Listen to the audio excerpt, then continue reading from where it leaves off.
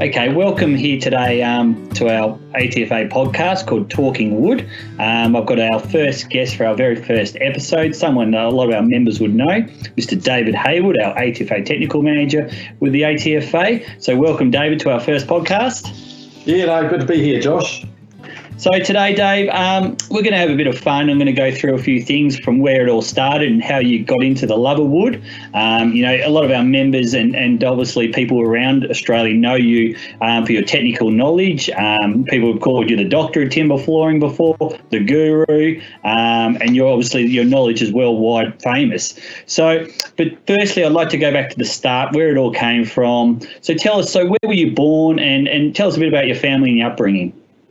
Okay, yeah, look, I was New Zealand born and bred, so in the heart of the Waikato, and you see I've still got my Chiefs shirt on. I used to go and watch Waikato play quite frequently, but he's born in Hamilton, and then I do have one brother and one sister. They both still live in New Zealand. Both my parents have no longer with us.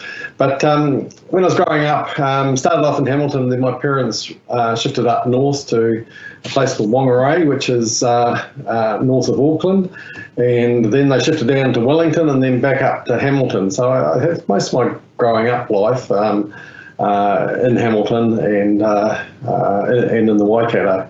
Okay, and were your parents from New Zealand as well, or did they immigrate? Yeah, both from New Zealand. So both my mum and dad were also from the Hamilton type area. Yep. And certainly my mum was on a little dairy farm when she was growing up as a kid, sort of about 30, 40k away. But my dad lived out the other side of town. So, okay. And what did they do? Was there any interest in timber flooring or timber or anything in the family then, or? Well, look, I suppose, as a sort of as you did in those days, you didn't, when you were growing up as a kid, I'm a little bit slightly older than you, Josh, not by much, but just a little bit. But, in those days, there weren't sort of the same sort of computer games around. And so quite often I was out, my dad always did a lot of home renovation sort of stuff. And so he would often make things with wood, and it might be, even billy cart things for us as kids and those sorts of things. So certainly there was sort of in those early days, there was certainly a lot of woodwork happening around the place. And I suppose I learned sort of skills on working with wood, whether it's hammering it together or drilling it or cutting it or whatever it is. I learned from my dad in those early days. And certainly since that time, I've, whether it's renovation type stuff or whatever, I've always worked with wood and liked working with wood. Okay, and in your upbringing, did you have timber floors in your house back in Hamilton as a kid? Let's see. I think when the house I was born in, we did, but it was covered with carpet because we live in New Zealand. Let's see. Maybe in Whangarei, yes, we did. Wellington, we probably did as well. But at that sort of age, I wasn't really, I suppose, as much into timber floors as I am now. So, I think most of those houses did have, yeah. And going back to your schooling days, were they predominantly in Hamilton as well, high school and stuff like that? Yeah, certainly from late primary through high school. So I went to Hamilton Boys High, and the current coach of the Chiefs was just working it out. I think I might have been at the start of school while he was at the end of a school, or vice versa. That's cool. So good pedigree. That's good pedigree. And the school you went to, was it a rugby union school like most of them in New Zealand? Josh, I think you've got to realise every school in New Zealand is a rugby union school. So even from the early stages at in primary school, the primary schools would have 10 sets of rugby posts and one set of soccer posts. As kids you played rugby, or the girls played netball, and that was about it. Cricket in the summer. And what kind of player were you at rugby? As a school, were you a forward? my rugby career didn't really last that long because I sort of got glasses at an early age, and that sort of when you can't see the ball, that doesn't help. But I used to play in the backs and did actually score a try once. So, that's the main thing. And so heading back into your schooling days, what was kind of your main focus? What was your favourite subjects back then? I can tell you what my worst subject was. My worst subject was English. Don't say woodwork. Worst subject was English. I actually had taken Latin for 5 years, and in the external exam I got 25%, so I didn't think we were going too far with that one. And by the time I came out of, at the end of high school, that was a good year. So I had the sciences, biology, physics and chemistry, and maths and applied maths, and no English. Okay. So completely science and maths at the end of high school. And what was your did you have a job back then when you were at high school, college? Did you have your first job? And what was your kind of dream job back then as a kid? Do you remember? Did you want to be a fireman or a policeman or anything like that? Well, interestingly enough, I actually wanted to get into ship design. Okay. And in regard to that, in those days, if things had progressed, it was you had to do a mechanical engineering degree first, and then I was thinking of maybe coming across to Australia to go to university and do further studies to get me into marine engineering or naval architecture, as the degree was. Now, as happens to all of us, Josh, suddenly this lady took me by. Took my eye, and the career went down a different path. Yeah, no, so that's all jumping forward now. So, yeah, so you obviously, did you meet your wife in Hamilton as well? Is that where you met your wife? Yeah, well, it was actually quite a good story, this one. So you just imagine this, Josh. You got a mate that went to the same school, but he was sort of came from a different school. So a lot of had friends at a different school, a little bit away from me. Yeah. And he says, "Oh, Dave," this was at the end of high school. "Hey, Dave, do you want to come to this party?" "Oh, where's it at?" "Oh, it's at Catherine's place." And so who's going to be there? "Well, there's going to be 27 girls there and 3 guys. You, me, and my other mate." So I said, "Yeah, I'll be along." and that was the first time that I met my wife. And how old were you then? What's that? And how old were you then for that first party? 17, 18, so probably just turned 18. Fantastic. Okay. And then, so moving forward, tell us a little bit about the next steps. Once you were with Annette, and obviously where you went from there, kind of thing. Did you stay in Hamilton? Yeah. So what happened? I went to university to begin with at Waikato University in Hamilton. Okay. So there you did a general science degree. Year first before you applied to go into engineering school. At the same time, Annette was also at Waikato University, and she was doing a general 1 year before looking at doing town planning. And it so happened that both town planning and engineering were in Auckland, and I think she had 2 years at Waikato, I had 1, and so things sort of blossomed along from there. And interestingly enough, we were both about 21 and decided, hey, yeah, we're going to get married. And we got married in our last year at university. So we were 2 students. Is that how you proposed to her? We're going to get married? Yeah, the funny thing is as simple as that. Is that it sort of got assumed, and so there wasn't really this great formal proposal as there often is. So, and as far as the engagement ring goes, I've been saving up for a while, but I had to borrow the last $100 off her so that we could buy it. If that's not true love, I don't know what is. Yeah, that's right. And so were you guys married in Hamilton as well? Yes. So Annette lived on a dairy farm a little bit north of Hamilton, maybe 15, 20K. And so we got married at a little brick church close to where she lived. So, yeah. Beautiful. And then, so fast forwarding, did you guys move to Wellington together? Was that the next step? Yes, we did. So obviously, naval architecture was sort of going by the board, and it was sort of keen on doing planning stuff. And we finished university and said, well, we've got to get jobs in the same place. She applied for a job down there. I applied for a job down there. We both got jobs down there. And we're working in Wellington. So in Wellington, I was working for the New Zealand Forest Service in their sawmill engineering side of things. So you can see that's now starting to pull me back into wood. At one stage, Annette and I were busy, even though she was working for a different department, she was working for energy down there. We're actually working in the same building. Oh, wow. And we did have an earthquake once, which came through because Wellington, as you know, can be a little bit shaky at times. And interestingly enough, I was on about the 3rd floor, she was on about the 8th floor, and I thought, oh yeah, it's an earthquake going through. But on the 8th floor, her whole chair was moving and things were almost falling off tables and that sort of thing. So yeah, quite an interesting thing. So yeah, so in the New Zealand Forest Service, where I started off as a design engineer in sawmills. So the New Zealand Forest Service had 2 sawmills, one down the South Island at a small place called Tapanui. Can you say Tapanui, Josh? Tapanui? Yeah, that was really. What about Ruafakaitu? We'll just call it Katatu. Kawarau? Yes, no. We'll stick to Australian pronunciations, please. This is my podcast, not yours.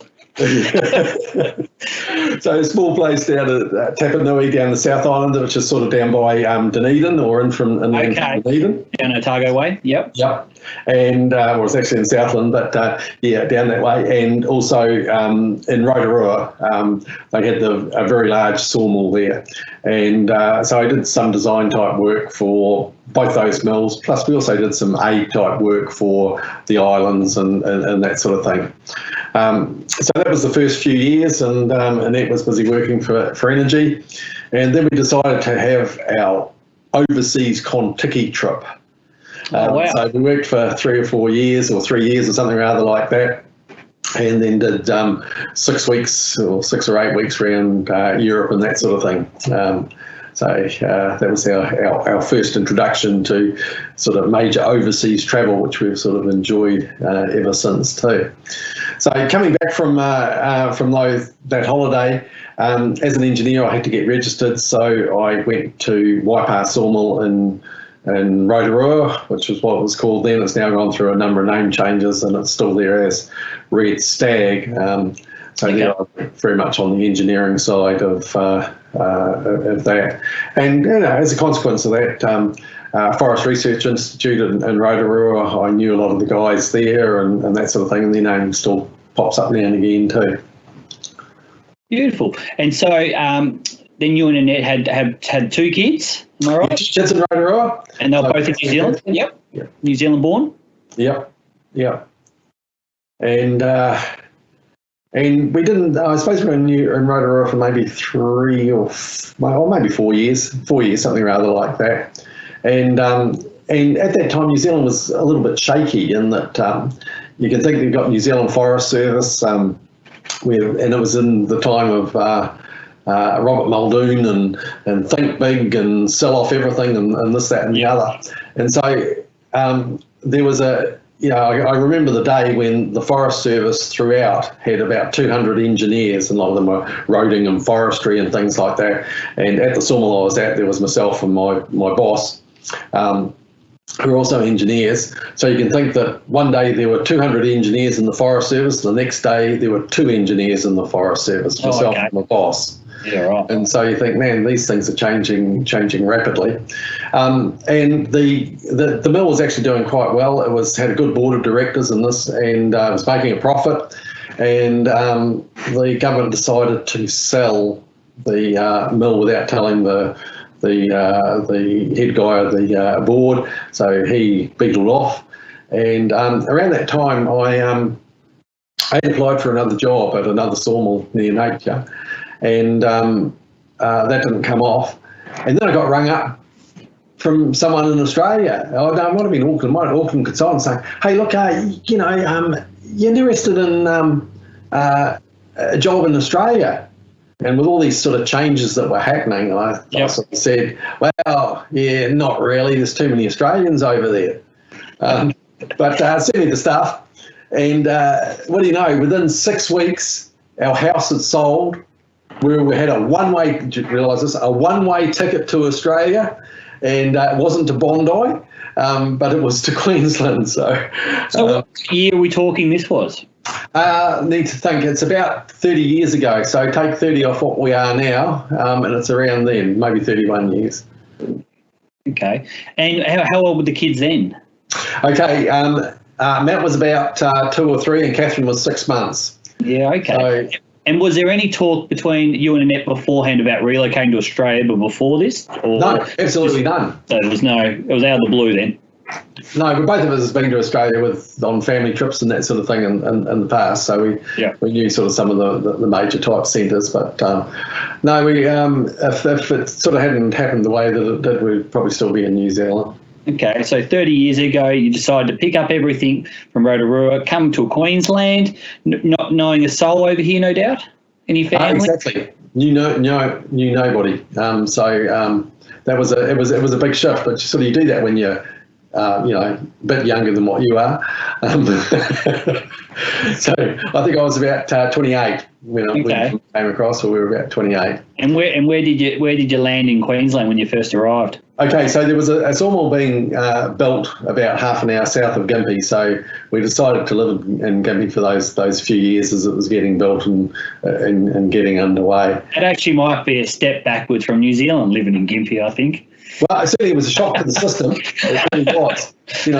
We rented this old Queenslander, and I can remember Annette yelping in the middle of the night one time as this great big cane toad was busy jumping across the floor and things like that. But certainly it was a real adventure at the time. And I suppose the first 6 months was like being on holiday, because you go to Noosa or wherever, and every weekend you go out somewhere different and that sort of thing. It was a great time.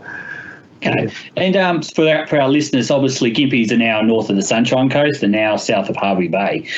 So how long did you stay in at that sawmill for in Gympie? Was that a few years? Probably 3-4 years, and then decided come to Brisbane. I went back to university for a while and did some stuff in environmental management, and that was also the time that I picked up a job with what was TRADAC, Timber Research and Development Advisory Council, which then became Timber Queensland, who is with us today. And obviously ATFA's a member of Timber Queensland, Timber Queensland's a member or vice versa anyway.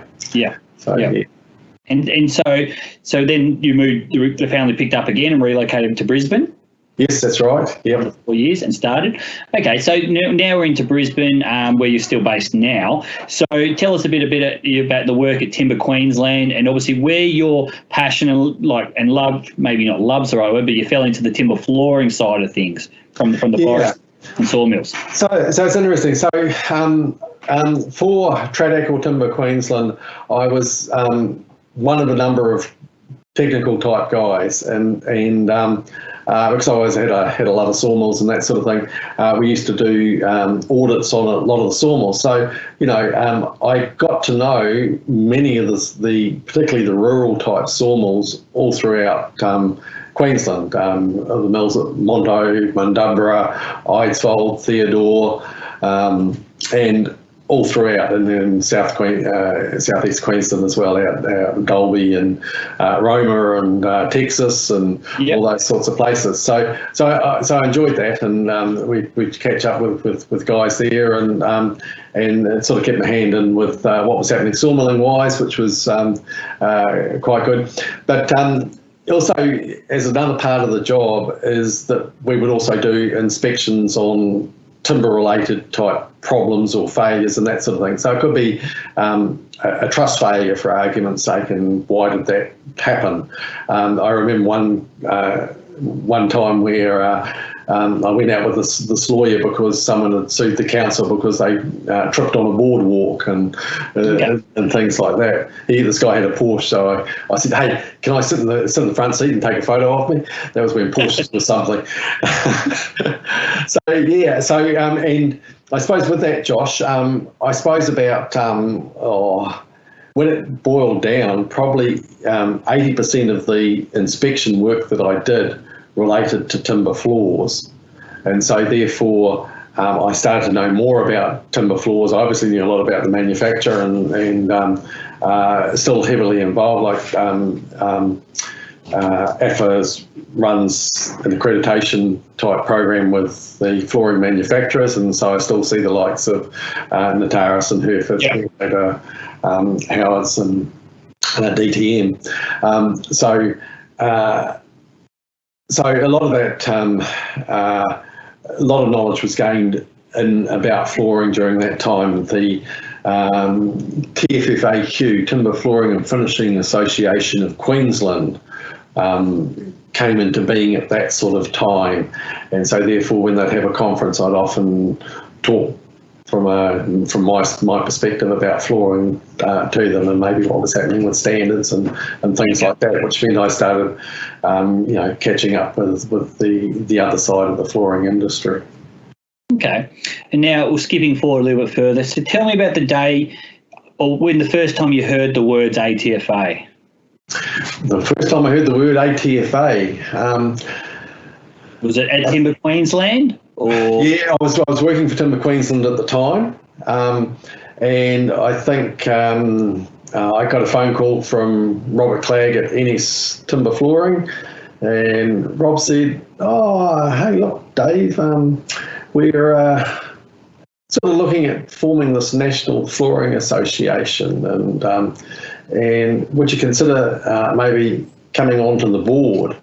So while I was working at for Timber Queensland, I was actually a board member of the ATFA for approximately a year, maybe a year and a half, until it sort of came to the time when the ATFA was, and I was putting a reasonable amount of time into the ATFA as well as putting time into Timber Queensland, but they sort of came to the stage of looking for a technical person as a full-time employee, so I thought I sort of fitted the role sort of reasonably well. And so that's how the switch came around maybe 13, 14 years ago. Okay. And from the start of ATFA to where it is now, obviously you would have seen a lot of trends and a lot of things change and come and go. What's probably been the biggest thing off your head that you've seen change in that time since the association started? Yeah, certainly in the early days of the association, look, there's a bit of laminate flooring around, there's a bit of an engineered flooring around, but everything was really dominated by solid timber flooring. And really, I think the biggest change that we've seen is, I suppose, a reduction in the solid timber flooring and an increase in all the other types of products, whether it's laminate engineered or now an increasing amount of the vinyl-based flooring coming onto the market. So really there's been a diversification in products since those early days, and I suppose greater market penetration as well. Yeah. And obviously, when the association started, it was obviously very small originally, going back, 15 years ago now, to where it is now. You've obviously seen a lot of manufacturers, suppliers, retailers come on board, and obviously contractors who you deal with on a day-to-day basis with technical advice. I'm sure over the time, you've had some interesting stories and some interesting places to inspect. Is there anything that comes to mind that sticks out that was really different over the last few years that you might have done? Wow, that's it's a big question. Yeah, even just something that's come out and you've just gone, wow, you didn't see that coming. Is there anything that surprised you over the years, maybe?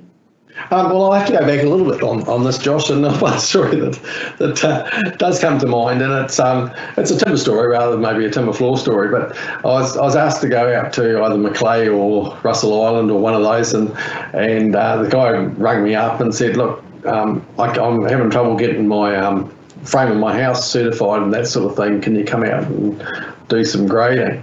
And house framing had been cut with a chainsaw, and everything was all over the place, and so it was all this home built type thing. And you can think, well, this guy's put a lot of effort into it, and and how do you kindly tell him that, sorry mate, the place is not going to comply to anything?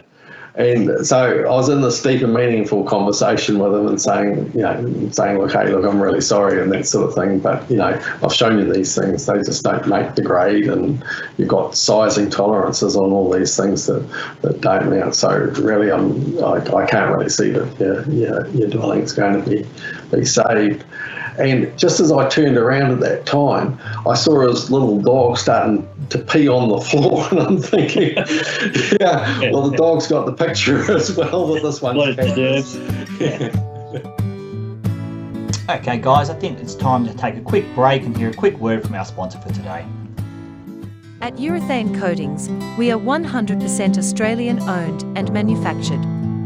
Oil-based, waterborne, and solvent-based floor and concrete coatings. Our flagship products, in the monothane and watercoat systems range, reveal beautiful finishes, each and every time. Urethane Coatings, really looking the goods. Urethane Coatings, for all your timber and concrete coating needs. Visit us at www.urethanecoatings.com.au for more details.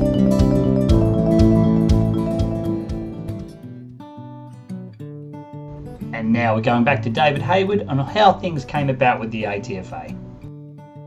So with the ATFA as the technical manager, as everyone knows you as, you've got a very diverse role.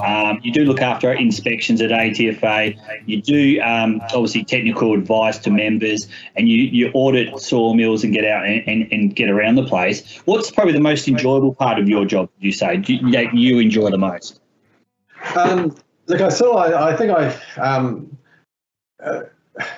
I enjoy very much the sawmill side of things. I like seeing back where it all started, that sort of background in engineering and that side of things. So that's one aspect that I like. But I also very much like the training side of it as well. I like to try to present things in a way that it's going to lift the whole industry, that present in such a way that people can understand it, get a good handle on it, and extend their own knowledge. And certainly when I get feedback from people that I've trained that says, hey, Dave, that was a great training course. And not only that, it has changed me since I've been on it. I can now talk to customers with more confidence, and I know more about what I'm saying, and I like the bit when it actually helps someone else to do their job better. So that's really quite rewarding as well. Yeah, for sure. So if I could give you one wish for the industry, what would that wish be? What would you like to see improved? Just as a whole, one wish that we need to improve as an association or as an industry in timber flooring.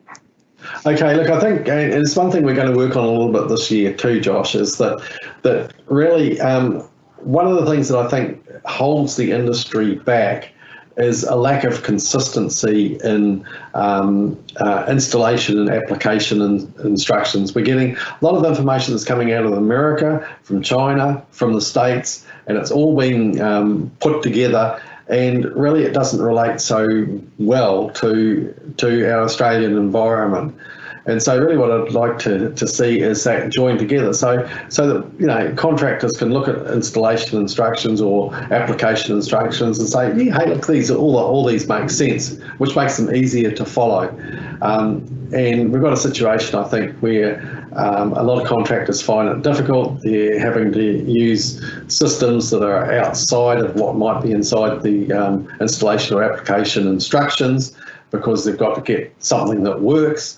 But it also puts them, in a more vulnerable type position. So I'd really like to see that tidied up, so that, and I think that will also bring the industry closer together, more confidence in each aspect of it, and working together for high quality jobs and better for the industry. For sure. And so we've seen a lot of trends now. You've seen a lot of trends, obviously, with timber flooring all the way up to now where we're with the hybrids.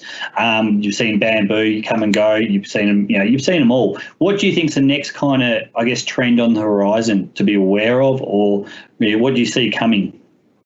Yeah, look, it's interesting. You tend to wonder where things are going to go to from here. It seems consistent that every time we've seen a new product on the market, going back to even probably laminate or bamboo, there's been high expectations for it, and certainly the marketing has been up there with it, saying, hey, look what a great product it is. And then after a period of time, we start seeing the problems with it. So there's sort of two things. One, we keep on seeing more products and new products, and I think they're going to maybe still develop a little bit further. It's a little bit hard to see where they will develop to, but I think they'll still develop a little bit further to try and probably get this product that everybody's looking for, this indestructible product that doesn't move with temperature, it doesn't move with humidity, and we don't have any problems in because we can lay it over a subfloor that goes up and down like anything. I think in the future we'll be heading towards products that try and overcome some of the current problems. Now, I think also with the more traditional type products, the solid timber flooring and that sort of thing, it'll always be there, because although we've got live in times when people often want something that is quick and throw away and things like that, we also have people who they have got a love of timber and they want a solid timber floor and those sort of things. So, timber's not such a bad word around the place now, because its environmental credentials are very good, and I still think we'll see a significant portion of solid timber flooring happening as well. Okay, and so coming right up to present day now, obviously we've had a last year's been affected by COVID-19 severely throughout the world, let alone Australia. But what we have seen is that in the timber flooring industry, it stayed very strong, and a lot of contractors we speak to, have been very kind of up about how they're going at the moment. And you speak to suppliers and retailers who have hit KPIs and have been very happy with the market. What do you put that down to in general, would you say? Yeah, look, I think the whole thing with COVID is that it's dramatically hit some sectors and some parts, but certainly the other side of things, it hasn't really affected that much. So I think I read somewhere that Australians used to spend something like 63 billion on overseas trips, and so that money's coming back into the community. People aren't travelling so much. People are doing more around their houses, more renovations and those types of things, as well as we've had a little bit with tax cuts and the bits and pieces like that. So I think that's keeping things very buoyant at present. Now, I suppose the difficulty is that through the GFC, Australia went pretty well, and then it struggled a few years down the track. Yeah. And I suppose the concern could be is the whole global market, is it going to start affecting us as well in a few years' time? But certainly things at present, if you've got a job and you've got money coming into the household, then you got to make sense to spend it on something, and I think that's what people are doing, and it's benefiting everybody as a result of it. Okay, and so now we're coming back to your personal side of things. So you've been in Brisbane now, living nearly 30 years. Obviously, life's very happy now. Family, kids have grown up. What's next for you guys in general? What's next for us? Well, I suppose over these last years, we actually did a lot of overseas trips and really enjoyed them on cruise ships. So I know my wife's looking a bit sideways at that at present, but we did have a trip that was cancelled to around Japan, and it was on an inside cabin, and we're thinking, well, we're quite glad that one didn't go ahead. Yes. And it was we followed the cruise ship during those times, and it had trouble getting out of the area and getting its passengers off and going home. But I still think there's probably a 222 left in us in the future. And in the meantime, my wife's happy at the school she teaches at, and I'll carry on with the timber flooring side of things. So fantastic. And so hobbies. what does David Hayward do when he's not dealing with timber? On his weekends, what's something you like to do? You switch off. For myself, it's playing soccer. I like to get out with my mates and have a beer after a game and totally switch off from work. What does David Hayward do to switch off from work? Well, he doesn't get on his hoverboard anyway, so In-house. Okay, so weekends for me can be a variety of things. Currently, my wife likes to go for walks and that sort of thing. So over the last month or so, we've been doing 3-5K walks and that sort of thing around there's lots of places around Brisbane to go walking and that sort of thing. So it's really been quite good. But I do play or still try to play a bit of tennis at my age against my son. Yeah, we did play last weekend and the score was 6-love to him, but I didn't play that badly. And every so often we do get a surprise where I might actually beat him, but it's not very, very often. So do enjoy that. Sometimes we've got to change the tennis balls around because the softer ones, which I can spin better, do better for me rather than the harder ones that he whacks at me. So play a bit of tennis and enjoy that. Drones? What's that? You like playing with drones? You like your drones? Yes, I do. And so the other major hobby is, and you can probably see there in the background, there's a model helicopter there. So I do try and fly model helicopters. At age 45, I started doing this. And what I found really interesting about it is that it's something that you have to train your brain to be able to do. And as one guy said to me in those early days, if you have to think about what you're actually doing, you probably will have crashed by then. And that was pretty accurate. So I still find it a bit of a struggle, but I like getting the helicopter up there in the air. Maybe when I was 49, Annette and the kids bought me a flight lesson in a real helicopter, and so I went down the Gold Coast and flew a Robinson 44 from Gold Coast Airport out to the coast and back and around and that sort of thing. Cool. And that's cool. Yeah, that was cool. That was pretty good. As far as model helicopters, I've probably got 5 or 6. As far as drones, I've probably got 6 or 7, including ones I've made myself and that sort of thing. So I do enjoy the engineering side of these high-tech type models and the electronics of it. So certainly both into models and electronics and that sort of thing is also what I tend to do while my wife reads a book. Beautiful. And my last question, and I know a lot of listeners would like to know this, but I do know Dave had sold his property and is in a rental at the moment, but do you have timber floors in your own house? No, I've got a particle board that squeaks. So I don't know whether that counts or not. So it gives the feeling of a timber floor because it goes creak, creak, creak, creak, creak, and the stairs go creak, creak, creak, creak, creak, even though it's a fairly modern townhouse. So, but no, it's got carpet and non-particle board, I'm afraid, Josh. No, that's cool. And obviously, the other hobby is obviously, as he's wearing right now, is his beloved Chiefs from where he was born, supporting them passionately through the winter months, no doubt. Yes, that's very much so, Josh. I still enjoy watching the Chiefs, and particularly when they're doing well. But they don't always do so well. But we still support them day in, day out. So listeners, when they beat the Queensland teams, we usually have an email Monday morning from Dave telling us about it. So he does support them very well. But Dave, I want to thank you for giving up your time today and being my guest, very first guest on Talking Wood. It's been a pleasure. I'm hoping that some of the members and the listeners today will know more than David Hayward, the technical manager, and more about David Hayward, the person now. So I really want to thank you for giving up your time, and obviously thank our sponsor today, Urethane Coatings, for being a part of today's podcast. So Dave, thank you. I know our viewers will appreciate your time and look forward to talking to you again one day soon. That's great, Josh. Thanks, Dave. All right, I hope you all enjoyed today's ATFA podcast, guys.